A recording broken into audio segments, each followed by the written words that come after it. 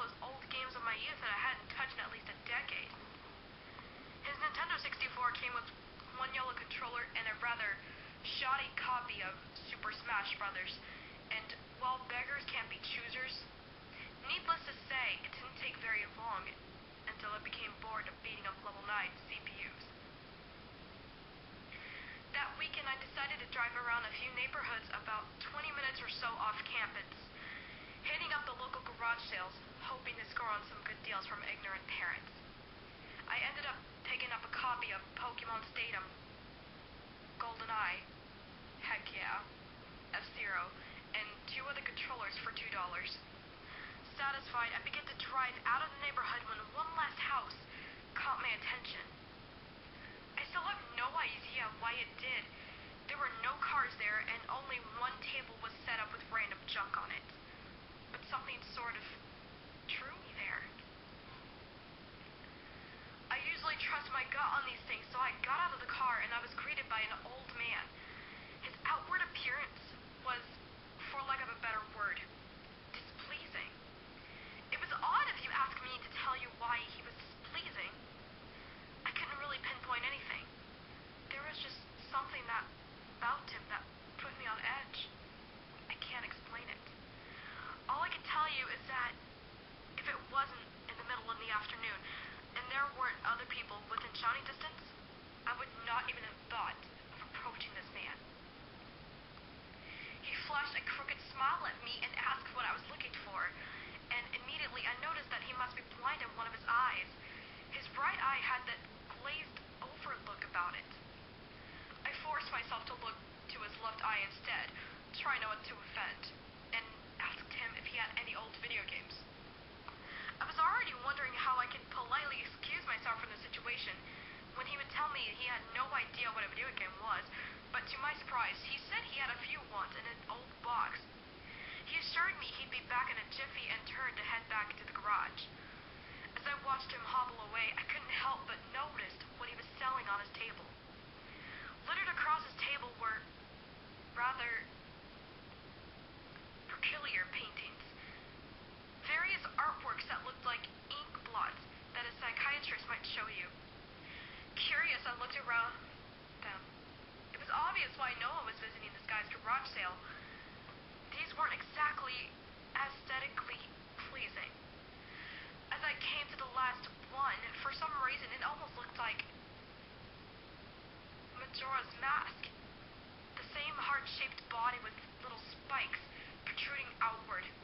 Initially I thought since I was secretly hoping to find the game at these garage sales, some Viridian bullcrap was projecting itself into the ink blots, but given the events that happened afterward, I'm not so sure now.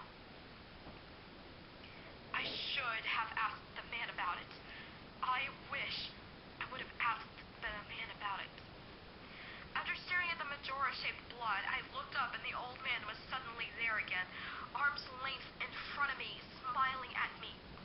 I'll admit I jumped out of reflex and I laughed nervously as he handed me a Nintendo 64 cartridge. It was the standard gray color, except that someone had written Majora on it in black permanent marker.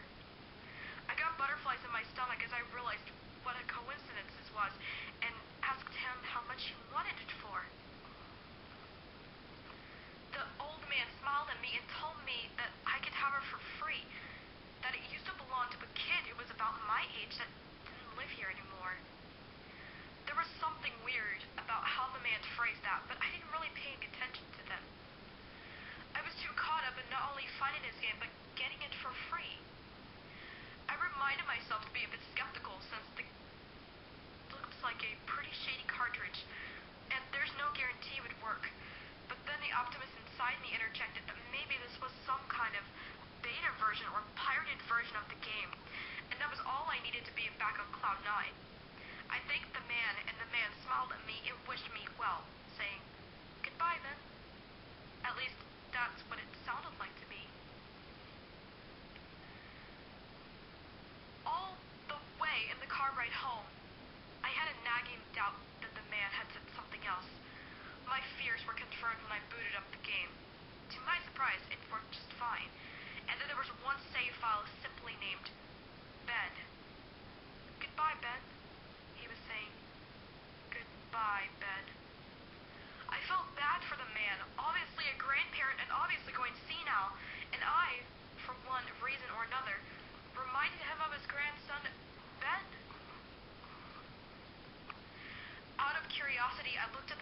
file. Eyeballing it, I could tell that he was pretty far in the game. He had almost all the masks, 3 forks remain of the bosses. I noticed that he used an owl statue to save his game. He was on day 3, and by the Stone Tower Temple with hardly an hour left before the moon could crash. I remember thinking that it was such a shame that he had come so close to beating the game, but he never finished it. I made a new file named Link out of tradition, and started the game, ready to relive my childhood. For such a shady-looking game cartridge, I was impressed at how smoothly it ran. Literally just like a retail copy of the game, for a few minor hiccups here and there, like textures being where they shouldn't be, random flashes of cutscenes at odd intervals, but nothing too bad. However, the only thing that was a bit unnerving was that at times the NPCs would call me Link, and at other times they would call me Ben. I figured it was just a bug, a fluke in the programming causing our files to get mixed up or something. It did kind of creep me out after, though, a while. And it was around after I had beaten the Woodfall Temple that I regrettably went into the save files and deleted Ben. I had not intended to preserve the files just out of the respect of the original game's owner. It's not like I needed 2 files anyway. Hoping that it would solve the problem. It did, and it didn't. Now, the NPCs wouldn't call me anything. Where my name should be in the dialogue, there was just a blank space. My save file name was still called Link, though. Frustrated and with homework to do, I put the game down for a day. I started playing the game again last night, getting the lens of truth, working my way toward completing the Snowhead Temple. Now, some of you more hardcore Majora's Mask players know about the 4th state glitch. For those of you who don't, you can Google it, but it's the gist of it is that right as the clock is about to hit 000000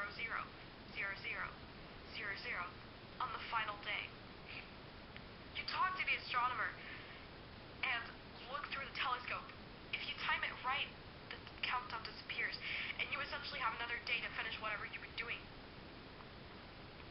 Deciding to do the glitch and try to finish the Snowhead Temple, I happened to get it right on the first try, and the time counter at the top disappeared. However, when I pressed B to exit the telescope, instead of being greeted by the astronomer, I found myself in the Majora boss fight room at the end of the game. The trippy boxed arena. Staring at Skull Kid hovering above me. There was no sound, just him floating in the air above me and the background music, which was regularly for the era, but still creepy. Immediately my palms began to sweat. This was definitely not normal. Skull Kid never appeared here. I tried moving around the area, and no matter where I went, Skull Kid would always be facing me, looking at me, not saying anything. Nothing would happen, though, and this kept up for around 60 seconds. I thought the game had bugged or something, but I was beginning to doubt that very much. I was about to reach for the reset button when text appeared on my screen. You're not sure why, but you apparently had a reservation. I instantly recognized that text. You get the message when you get the room key from Anuju at the stockpot inn, but why was it playing here? I refused to entertain the notion that it was almost as if the game was trying to communicate with me. I started to navigate the room again, testing to see if it was some sort of trigger that enabled me to interact with something here. Then I realized how stupid I was. To even think that someone could reprogram the game like this was absurd. Sure enough, 15 seconds later, another message appeared on the screen, and again, like the first one, it was already a pre-existing phrase. Go to the lair of the temple boss. Yes. No. I paused for a second, contemplating what I should press and how the game would react, when I realized that I couldn't select no. Taking a deep breath, I pressed yes, and the screen faded to white, with the words, Dawn of a New Day, with a strange subtext beneath it. For I was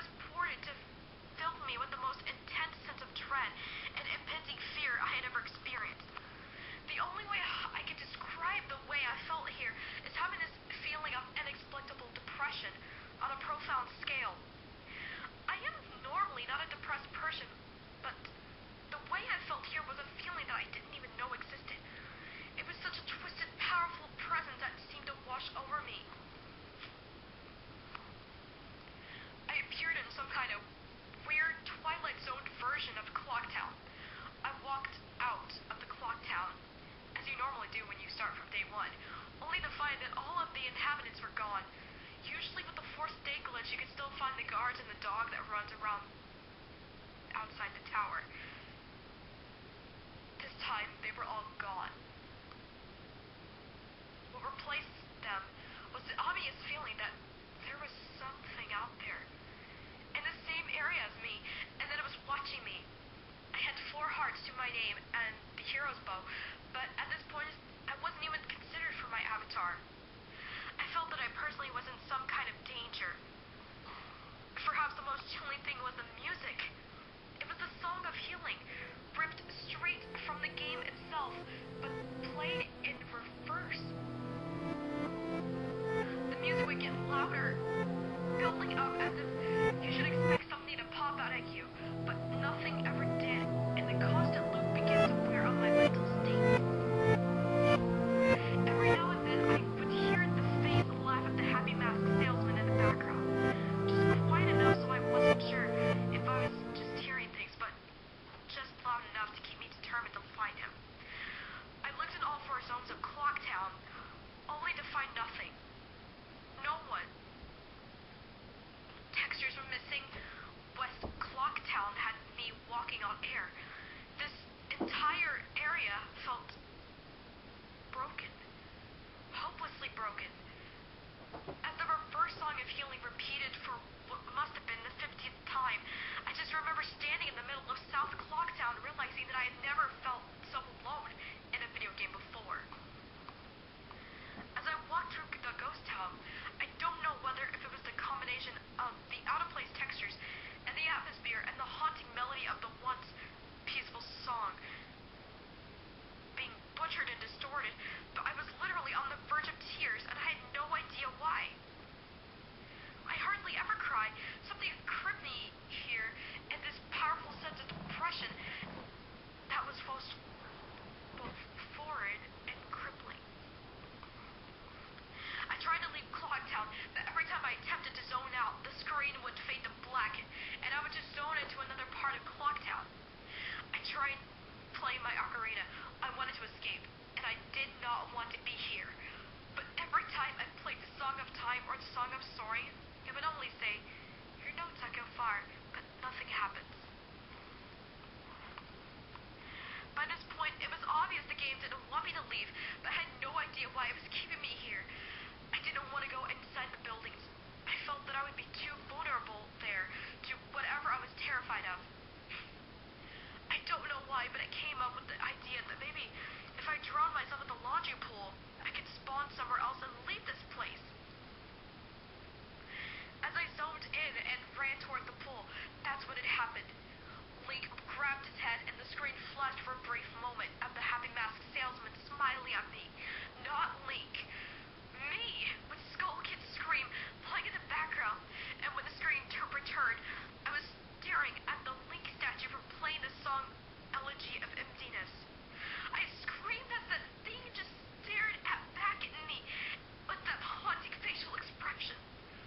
I turned around and ran out and back into South Clocktown, and to my horror, the freaking statue followed me in the only way I could compare this is like the weeping angels from Doctor Who. Every so often, at random intervals, the animation would play of the statue appearing behind me. It was like the thing was chasing me, or I don't even want to freaking say it. Haunting me. By the point I was on the verge of hysterics, but not even once did the thought of turning off the console occur to me. I don't know why. I was so wrapped up in it. The terror felt all so real.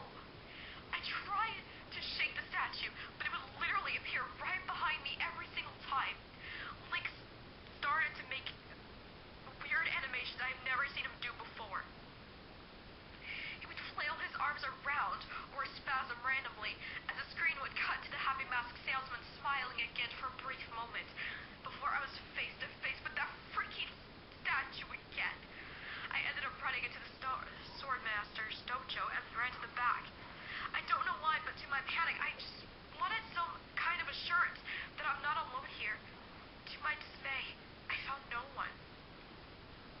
But as I turned to leave, the statue cornered me and then caught me in the back. I tried attacking the statue with my sword, but to no avail. confused and backed into a corner. I just stared at the statue, waiting for it to kill me. Suddenly the screen flashed again to the happy masked salesman, and Link turned to face my screen, standing upright, mirroring the statue, looking at me with his copy. Literally staring at me. Whatever was left on the fourth wall was completely shattered, and while I ran out of the dojo, terrified, suddenly the game warped me to an underground tunnel, and the reverse song of healing queued up again, as I was given a brief moment of rest before the statue started peering behind me again. This time, more aggressively. I could only take a few steps before it would summon behind me again. I hurriedly made my way out of the tunnel and appeared in a southern clock town. As I ran aimlessly in a sheer panic, suddenly a red dade screamed, and the screen faded to black as dawn of a new day, and the strange subtext appeared again. The screen faded, and I was standing on top of Clock Tower with Skull Kid hovering over me again. Silent. I looked up and the moon was back, looming just meters above my head, but Skull Kid just stared at me hauntingly with that freaking mask. The new song was playing, the Stone Tower Temple thing was playing in reverse. In some sort of desperate attempt, I equipped my bow and fired off a shot at Skull Kid. And it actually hit him, and he played an animation of him reeling back. I fired again, and on the third arrow, the text box appeared saying, "That won't do you any good." And then I was picked up off the ground, levitated upward on my back, and Link screamed as he burst into flames, instantly killing him. I jumped when this happened. I had never seen this move used by anyone in the game, and Skull Kid himself didn't have any moves. As the death screen played, my lifeless body still burning, the Skull Kid laughed and the screen faded to black, only to have me reappear in the same place. I decided to charge at him, but the same thing happened. Link's body was lifted off the ground by some unknown force, and he immediately burst into flames again, killing him. This time, during the death screen, the faint sound of the first song of healing could be heard. On my third and final try, I noticed that there was no music playing this time. That all there was an eerie silence. I remember that in the original encounter with Skull Kid, you were supposed to use the ocarina to either travel back in time or summon the giants. I attempted to play the Song of Time, but before I could hit the one last note, Link's body lit once again, horrifically exploded into flames, and he died. As the death screen nears its end, it began to chug, as if the cartridge was trying to process a lot of something. When the screen came to, it was the same scene as the first 3 times, except this time, Link was lying on the ground, dead, in a position I have never seen in the game before, his head tilted toward the camera, with Skull Kid floating above him. I couldn't move. I couldn't press any buttons. All I could do was just stare at Link's dead body. After around 30 seconds of this, the game simply fades out with the message, "You've met with a terrible fate, haven't you?" before kicking you out to the title screen. Upon getting back to the title screen and starting again, I noticed my save file was no longer there. Instead of Link, it was replaced with "Your Turn." Your Turn had 3 hearts, 0 masks, and no items. I selected Your Turn, and immediately when I did, I was returned to the Clock Tower rooftop scene of my Link dead and Skull Kid hovering over, with the Skull Kids laughing, looping again and again. I quickly hit the reset button, and when the game booted up, there was one more save file added below. Your Turn, entitled Ben. Ben's save file is right back where it was before I deleted it at the Stone Tower.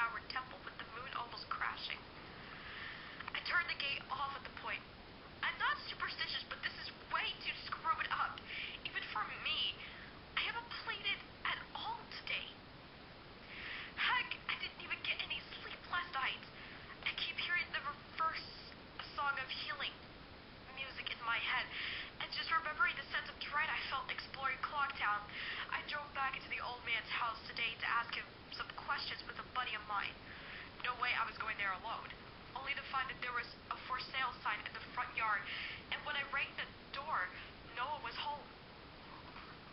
So now I'm back here, writing down the rest of my thoughts and recording what happened. Sorry if some of this has grammatical errors and whatnot. I'm running on no sleep here. I'm terrified of this game, even more so now that I relived it, but it's just a second. Writing, it's all down. But I feel like there's something more to it than meets the eye, and there's something calling me to investigate this further. I think Ben is something in this equation, but I don't know what. And if I could get a golem hold, a big old man, that I would be able to find some answers. I need another day or so to recuperate before tackling this game again. It's already taken a toll on my sanity, I feel like, but next time I'll do this, I'm going to be recording my footage all the way through. The idea to record only came toward the end so you could see the last few minutes of what I saw, including Skull Kid and the elegy statue. But it's on YouTube here. I'm going to stay in this thread for a little while longer before I fall asleep to answer any questions you might have, or hopefully listen to your ideas or theories to help me shed some light into this, or maybe things I should try to do. I think I'm going to play the Ben's file tomorrow to see what happens. Maybe I was supposed to do it all along. I don't believe in paranormal crap. This is a little screwed up, but maybe this Ben guy is just a really good hacker or programmer.